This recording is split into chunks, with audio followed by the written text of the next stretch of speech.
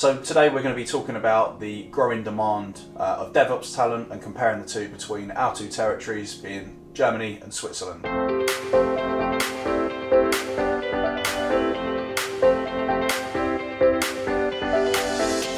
Yes, my name's Ryan. I am the DevOps kind of specialist over in for Darwin. I concentrate on Switzerland, mostly around about the Zurich area so far, but all over Switzerland. Mostly looking for probably DevOps engineers, architects, going into the cloud engineers, architects as well. Also dabbling a little bit of system engineers as well. Starting to get a little bit more of that. So it's going well. Difficult, but we're getting there, sort of thing. Hi, my name's Alfie. I'm our DevOps specialist in our Germany software division here at Darwin.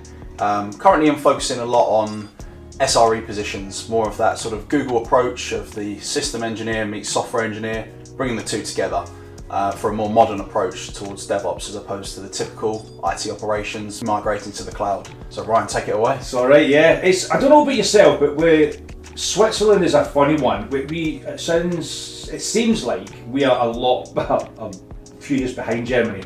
Germany's always, I don't know, it might be different, but I think Germany's a little bit more at the forefront than Switzerland are. You're talking about like SREs and stuff like that. We're not really into that yet. We're still bog standard DevOps, cloud. Nothing else is not. Yeah. They don't want too much confusion because they get confused too much. I mean, there's always the topic of what the hell does DevOps mean? Yeah. I've said to everyone I speak to that it means different things to different companies. Obviously, DevOps is short for developer operations, right? So, but yeah, I think Germany are taking much more of a sort of software approach. I mean, the thing is, when you got the software, I think it's going to be like that. It's going to be more going down that sort of, because you get different sort of programs coming into it with the software side. When we've seen like ServiceNow, we do a lot of ServiceNow stuff as well. Definitely. That's kind of merging into like the kind of DevOps sort of kind of market too, and it's starting to get a little bit more advanced. But the problem I'm getting over in Switzerland is we're getting a lot of demand, getting everything onto the cloud now. And DevOps is prime with that. Definitely. And it's getting all the legacy data put onto the cloud and building the infrastructure and all that sort of stuff. But the way I see it now is just there's not many people that can do it right now. Yeah, I think they're probably in very well-paid jobs, right? Exactly, so yeah. They're not wanting to move. They're not wanting to move, but the thing is as well, there's not many people. The good people are already in jobs, and it's enticing them. It's coming in between a battle between us, the clients, and the candidates, because the candidates want more because they understand the market. It's a candidate-driven market. Definitely. But then the clients don't want to kind of give them what they want because they still have that sort of kind of budget in line. They have to. They're not equal right now. Yeah. And that's going to cause a massive issue over the next few years, I think. Definitely. I suppose that's from what clients you work with. There's a business that I've worked with that were sort of going under a whole new sort of that were way behind. A huge digital transformation. Yeah. And yeah, they understood that this first person they were hiring was going to be the first guy that had any knowledge on the cloud at all, was going to be responsible for the architecture rollout, the design, essentially building the team moving forward. But then there's companies that are so far advanced within their infrastructure that I think DevOps as a term is evolving into the DevSecOps side of things. Security seems to be the biggest part now, especially in Germany. Not everyone, but I mean most people are sort of seem to be on the cloud. And I've sort of been skeptical too that the public cloud isn't actually that secure. And there's a lot of guys out there that can hack, and the cyber attacks are becoming more and more popular. I think that is blending in with DevOps. So it's interesting to see how it may evolve in the future. Sure. I mean, you say you've got all these sort of kind of different sort of avenues going down, especially in Germany right now. What's been your biggest kind of bugbear? What's been the biggest struggle when you try to find these guys? I think the biggest struggle, going back to that business I spoke about earlier, was more the right person. A guy, and I think that's just recruiting as a whole. You can find the right skill set, but to actually embed into an environment and actually attract someone that's built cloud environments from scratch and has worked with all these amazing technologies to then join a business that are maybe so far behind in that. There's got to be something in for them, and whether that's monetary, whether that's just the idea of a challenge, that's the hardest thing to sort of nail out when there's so much competition out there. I know, I agree with that. There is a lot of competition, but the biggest thing that I see as well is obviously finding them, obviously a big thing as well. It's obviously finding out where they live, but it's also I mentioned it before, is getting the clients on board. I believe that the clients are, I don't know what it's like in Germany. We've got this comparison with Germany and Switzerland, but I don't know what it's like in Germany. But with Switzerland, the clients aren't actually there yet.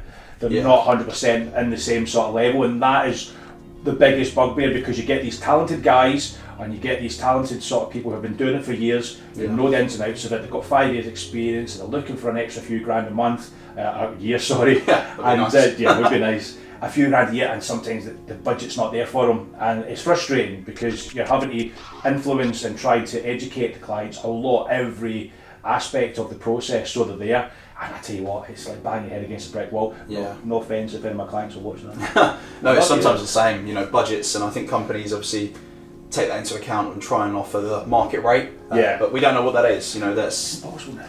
It depends on what sort of company, it depends on, what you've got in your existing team. I suppose if these companies are starting to sort of push more towards the cloud environment, that their existing employees might not have that knowledge, but they don't want to rock the boat by having a guy come in that knows all this knowledge, that's earning more than them. But I suppose if they want to go in that direction, they've either got to self-educate and invest in their existing employees, or they hire someone expensive from us. So not that expensive, we can be good. Yeah, we can be good. We can be good.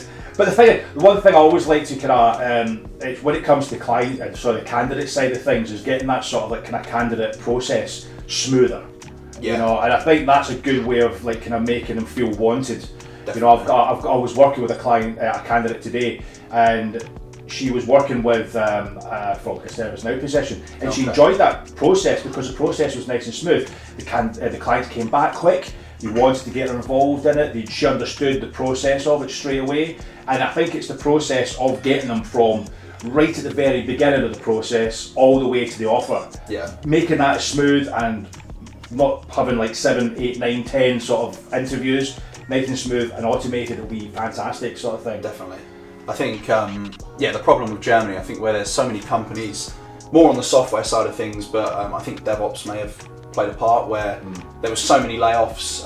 There's more candidates available now than ever, but they're still struggling to find the good guys. Essentially, as brutal as that sounds, but when it comes to automating a workflow or some form of interview process, I think to actually keep the candidate interested, because we do our job getting them interested in the business, whatever client it may be of ours, explaining to them the process. But if the client's doing a different thing to what we're pitching, then things can fall out. There's other offers out there. Whereas I think if we've got like a clear-cut, transparent, automated process, if preferred, everything seems to move along nicely. So I mean, we've implemented quite a few tools like that here at Darwin, sort of thing, haven't we? Especially to make the candidate process a little bit easier. But one thing I've always I've looked at as a new thing is chatbots. Okay. They've implemented this chatbot kind of system as well. The girls at the marketing team, they've been digging in there and doing some programming themselves. I've not really had a hands-on effect with the chatbots yet, but I've seen them working on it before, and it does make a lot of things easier for the candidate. It makes it quicker, because instead of like applying for the job, then waiting for us to get in touch with them, and then waiting for us to have a chat with them, that first 2 stages are basically wiped out, because you've talked to this chatbot, you've understood where you went, your details are out in the system, and then you're just waiting for us to qualify it, sort of thing. So it's a lot automated sort of thing. So it does those first 2 steps for us. I must admit, I've seen some stuff that the girls have been doing, but I've not actually used the chatbot myself too much. I've seen a bit about it. I've seen some insights that's going on in the office space. So what you're saying, essentially, the chatbot will sort of not skip, but sort of speed up the first 2 sort of, I suppose, those touch points before we get into like a full-blown conversation with a candidate about the vacancy. It's good. It's exactly, that's it. Right. And it makes a lot of things a lot easier. I mean, the thing is when we get a job and when we post a job, we do get a lot of applicants. For sure. Some of them are good, some of them are not good, you know what I mean? But it does filter through a lot of things, you know, and the chatbot is there to take us away. We want to speak to the people, we want to actually make our time worthwhile for their candidates' time. Sure. So instead of like asking the same old questions over and over again, it's like we want to speak to the candidate about relevant stuff, you know, what they're looking for, what's your job prospects, all the good stuff that we know that's going to get them engaged, that we can marry up to our clients sort of thing. And it makes things a lot easier instead of the old school way of doing it, when you had to an email come through and then you had to upload it and you had to speak to them, and it's just like, oh my god. Yeah, and that even screens the resumes as well. Yes. You've got that new process in place. So yeah, like I think if you're an applicant for one of our roles, and obviously you sort of hit that chatbot initial screening, I think then your profile is sort of submitted to our database, or a section of the database, or ATS. So that allows us to obviously reach out to those that are suitable for the role, that seem to tick the initial boxes, and then we can get really into the nitty gritty rather than the boring recruiter talk that you're probably used to all the time. So I suppose. But then, guys, the thing is with the resume sort of like kind of screening software, it's not a new thing. No. The screening software's been about for years, probably 10, 15 years. The problem is the technology's not been there yet. No. We've always said here at our business as well, at Darwin, the database is only as good as the info that you put into it. 100%. So when we obviously speak to our candidates, you probably do the same, is you have to, in your CV, put as much information as possible if you're doing that, because even if it's going to any sort of like kind of job board or anything, even applying for a job online for any sort of like high value company, you're going to have to trigger these words. These companies use these ATS systems and screening softwares, and the algorithm, they've got this specified algorithm that looks for keywords. And if it's not there, even though you could be the best DevOps engineer in the world, you could be like, who invented DevOps, but if you've not got the decent CV, you're never going to come up. And this is a really sort of like kind of an argument side of things that's been happening for years about, should I have like 5 or 6 different CVs for different job titles I want to go for? How do I tailor that? So it's an ongoing issue. It is, and I suppose AI probably will make that easier, I suppose, maybe. The future is here. The future is here, I mean, it's a dangerous thing, but we're utilising it the best we can at the moment. But I mean, AI has got multiple benefits, I think, with any sort of hiring process, whether it's, CVs, whether it's actually automating. Does AI automate? Can it automate a process? Of course. Interview processes, just the calls with us. But I suppose one thing, I don't know if you guys have it in Switzerland, but these sort of technical tasks for the DevOps guys out there. So I suppose AI is going to benefit that process massively. Yeah, it ties in well with the ATS system as well, because before the strict algorithm that the pass and the screening system, CV screening system had, it was very strict. It was very like kind of one-dimensional. But then implementing AI into that as well. Mentioned before about having the CV has to be a bit more keywordy. AI you don't need to be as strict as that. So you could have like DevOps and you know straight away what DevOps is, and it'll just go right, okay, and it'll look for everything compared to DevOps, cloud, engineer, software, everything like that, infrastructure, CI/CD, all that, and it'll look for it. So you don't need to be as like kind of strict in your CV anymore. And the ATS systems are now starting to kind of be a little bit more, I would say, forgiving. If you don't have the best, that's I think the best word for it. If you don't have the best CV out there, so the implementation of AI is only going to get better. I don't know if it's going to get basically have sitting there chatting away to someone face to face or anything like that. That'd be freaky. And I don't know if it's going to take over the world, but you never know. I've watched Terminator 2 Alpha. I don't know what happens in the future.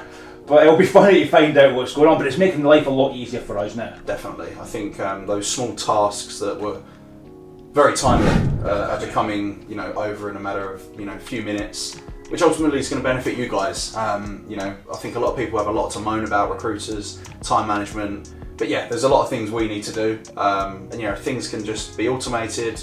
AI is helping us, it's helping you guys. It helps us help you better and get to the right candidates out there faster. It makes it quicker as well, because think about it, if you go onto our website, you're applying for a job, chatbot pops up, how can I help you? You put your details into that. You put everything in, it goes into the AI kicks in, ATS kick in, the next thing you know, you've already got a call booked with one of us, because it already sees that you're good enough for the job, we've got an open job available, that's us face to face, having a look at us so we can actually screen you properly for the job and give you more details. That obviously that goes away. We don't even need to do that. That's there straight away. Definitely. That's impressive, And I isn't it? think that, for you guys out there, that's surely the news you want to hear, that we're not wasting your time. I think, recruiters have got the reputation of, just calling up or messaging about jobs that aren't really there just to boost their KPIs, whatever rubbish that is. But I think, having all these tools in place are really going to help just, not just DevOps, but just hiring as a whole. So we've got an application, an actual chatbot involved in our website. It's called Eva. Oh wow! I'd like to see a chatbot called Dave. Or yeah. John. What happened to Dave? Or Gary. Gary's a dead name out there. There's a petition out there. Gary for the next chatbot. I'm going to speak to the boss about this. So what can Ava do for? She does a lot. She does a lot. We discussed it earlier when she basically put your details in, go in there, she pops up, says hi, and she goes, what do you need from us? And that's as simple as fact is, what do you need from us? And then you type in all your details and it'll go through the process, whether it's simple, what you're looking for, what your job is, do you want to put your CV up here, and then the CV gets stripped, not in a naughty way, but in a nice way, and it gets put into the system, and then that's when we come in and we can do it. So simple, and literally, I don't know, I'll be running numbers off the top of my head, about 10 minutes you could be done, and you could have a call booked. So efficient. So efficient, so easy. Yeah. So guys, if you want to have a look, go to the website, type in what you need, Ava will pop up, introduce herself, don't call her Dave or Jeff, she's name's Ava, and have fun with it and see how you get on and see what the record is to see what one of us gets you on the phone first. Well, I think that sort of just leads us nicely to sort of finish up and conclude, I suppose. So, guys, I think this is just video proof that automation, AI, obviously all of this sort of powered through machine learning as well, is going to benefit not just the DevOps market for recruiting, but pretty much everything out there. Technology is definitely evolving in a positive way, to help us hire you. Love that. Couldn't say it better myself. I agree with that. Brilliant. Well, if you want to see more from me and Ryan on different hot topics in DevOps or the system engineering or cloud engineering, whatever, the scope's so big that we can cover. So, let us know in the comments below, and we'll see you in the next one. Take care, so guys.